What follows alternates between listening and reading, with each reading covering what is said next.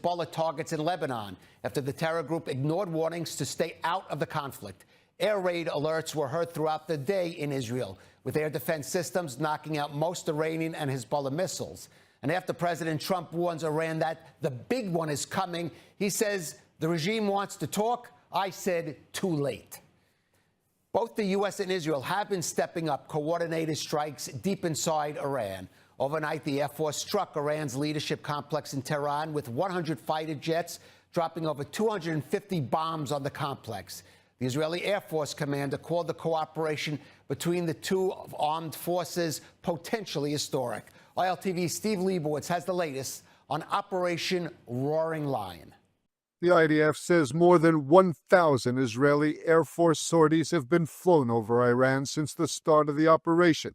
New video released by the military shows an IAF pilot evading an Iranian interceptor missile over Tehran. Smoke was seen rising over Tehran after new waves of airstrikes. Footage from western districts showed buildings damaged, including a police station nearly demolished. Overnight strikes have destroyed command and control facilities, Iranian air defense capabilities, missile and drone launch sites, and military airfields during sustained operations. According to senior officials, the level of coordination between Jerusalem and Washington remains unprecedented. At a closed-door meeting, Israeli Air Force Commander Major General Tomer Bar praised what he called complete transparency with the United States. He described the relationship as potentially historic, adding, "For the United States, we are a model ally. We are one. They are one. Together, that makes 11. Barr said the difference in approach is clear. The United States operates with scale. Israel operates with precision. Visiting a site in Jerusalem targeted by an Iranian missile, Prime Minister Netanyahu said the campaign, carried out with our great friends, the United States, is aimed at thwarting existential threats. The operation, the Israeli army and the state of Israel set out to, with our great friends, the United States of America and President Trump, to thwart existential threats to Israel and great threats to America and the entire world.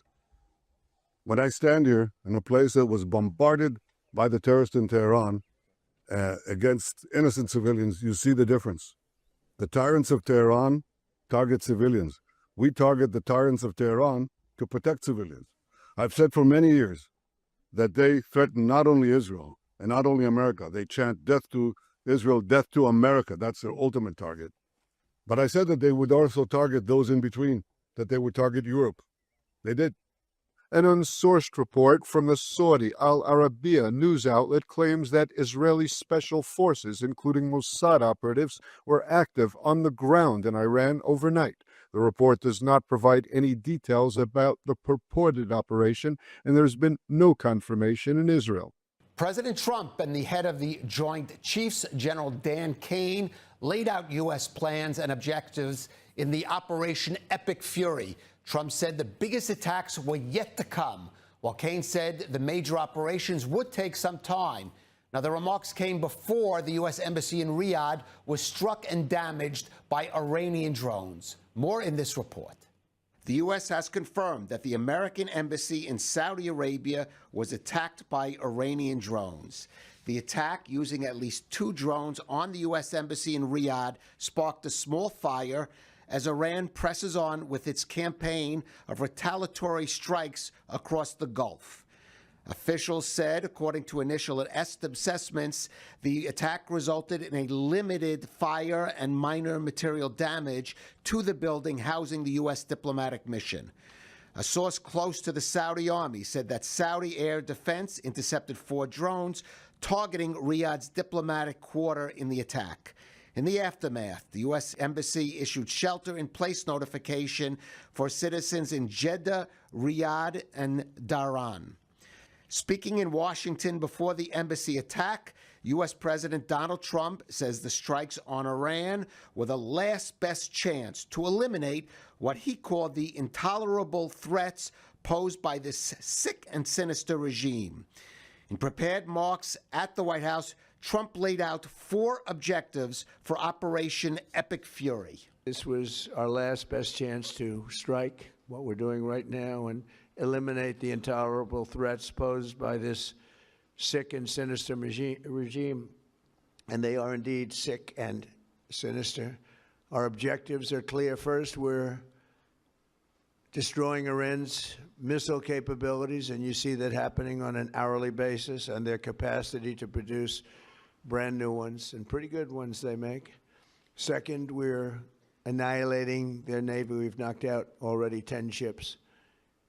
They're at the bottom of the sea. Third, we're ensuring that the world's #1 sponsor of terror can never obtain a nuclear weapon. Trump did not call for regime change in these remarks, but said the U.S. is ahead of schedule, claiming military leadership targets that were expected to take weeks to eliminate were struck in about an hour.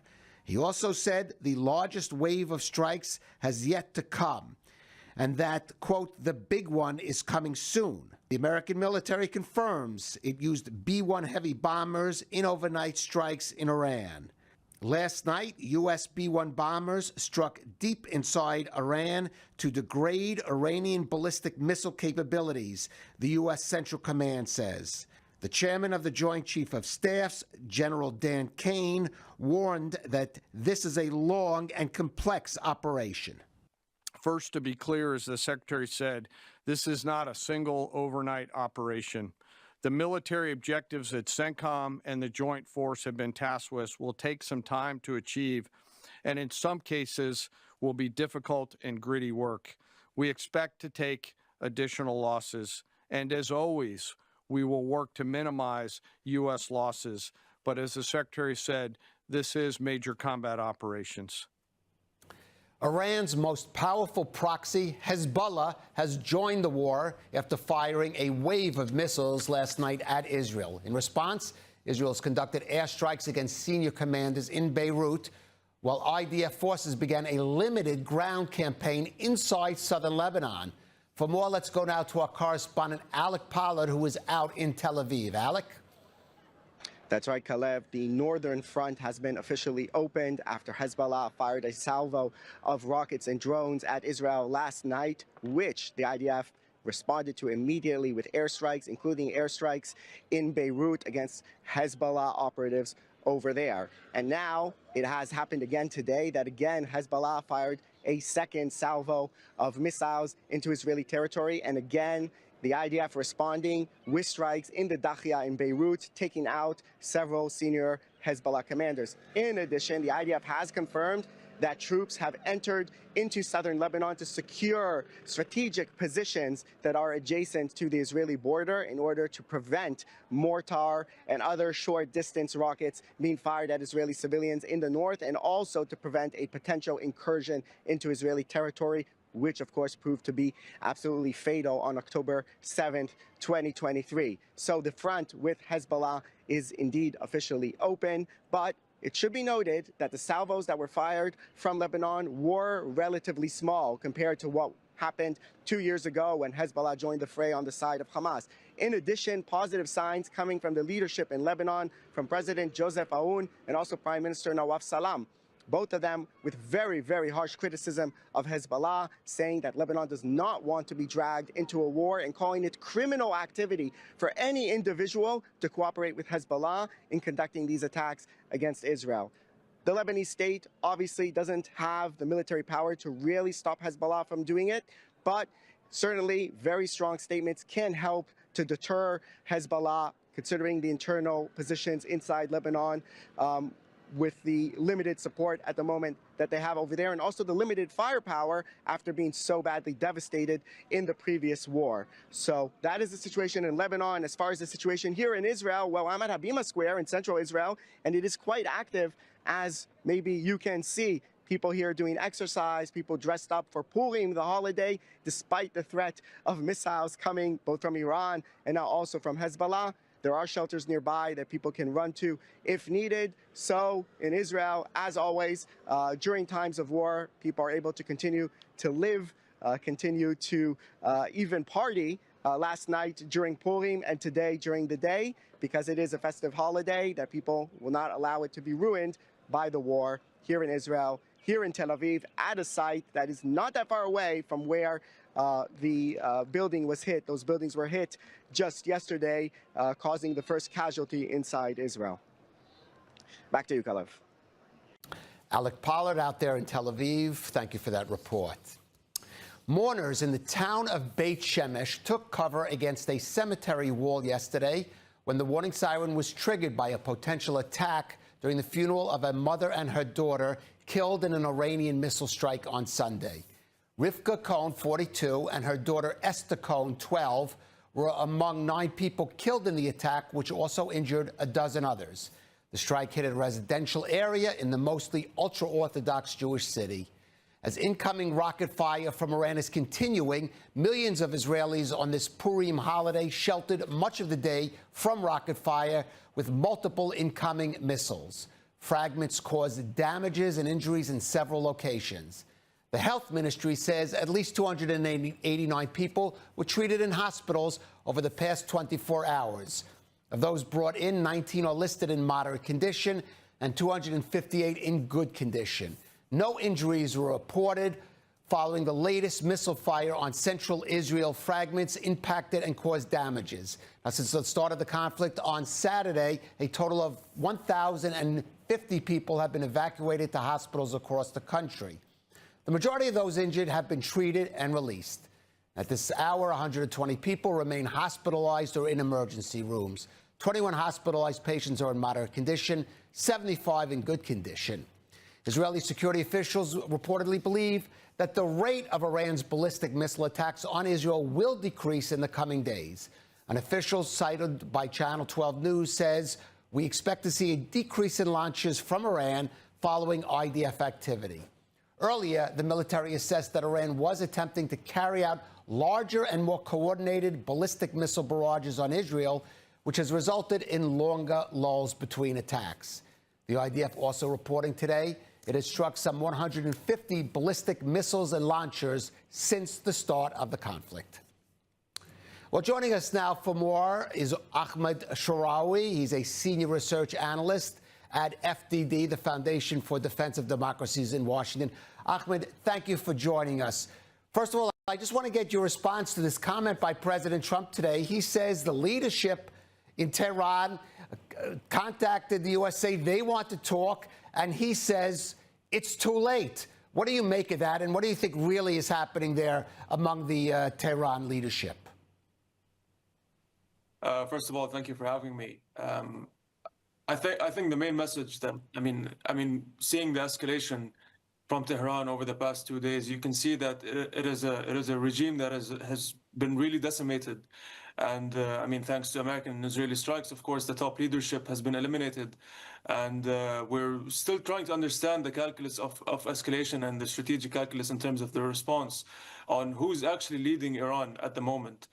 Is it the IRGC? Is it the deputy political leadership that survived the attacks or were not targeted? So I think the U.S. and Israel sense a sign of weakness from Iran, but they will never show that publicly. Again, this is a regime that tries to convince its support base domestically and regionally that it's still in control, that it's still military capable, and that it's willing to strike at any moment. Right. I want to talk to you about what you call the calculus of escalation, because one of the, I think, surprises here is the degree in which the Iranian regime has been targeting other Arab countries in the Gulf, even those nations like Qatar and Oman that were, some degree, had friendly relations once, in some degree maybe even called allies of the regime. What is the calculus there for lashing out like that? So, I mean, the difference between the Gulf states and Israel in terms of the targeting is the use of weaponry. The Gulf states are much easier to get to, and they require shorter distance missiles as well as drones.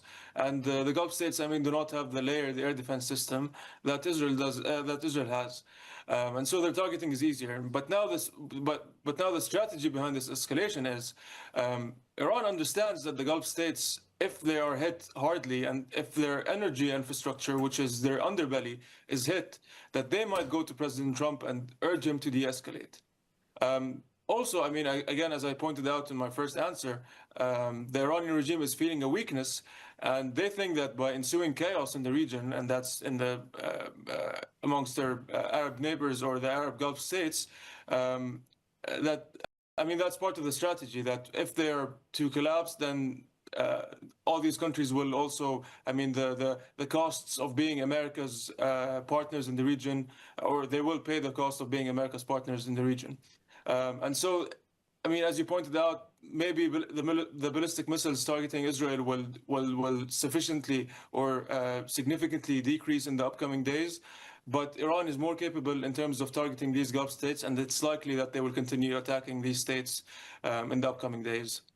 Right. Now, let's talk about the weakness of the regime, because I think we see a shift in focus in the strikes by Israel and the United States from initially those air defense systems, from the ballistic missile stocks and launchers, down to, I would say, sort of government headquarters, symbols of the regime. Let's keep in mind, President Trump said at some point he would call out the Iranian people on the street. Is there a kind of tipping point that could be reached in weakening the regime to that point to allow for a popular revolution? How long do you think that might take, if it's even possible? So, I mean, I think the American goal at the moment is degrading the nuclear, the ballistic, and the naval capabilities of the Iranian regime.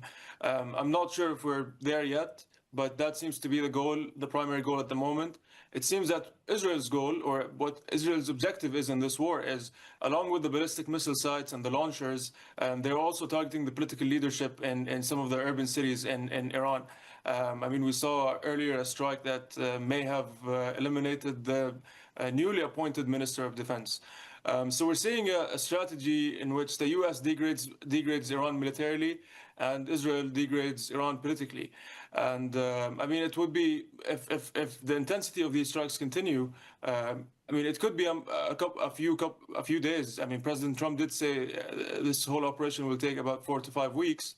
But of course, I mean, this depends on how quickly the regime collapses or how quickly the regime is to surrender. I mean, the likelihood of that happening is low, I think. But this all depends on how the regime escalates, how much it's willing to target U.S. bases in the region.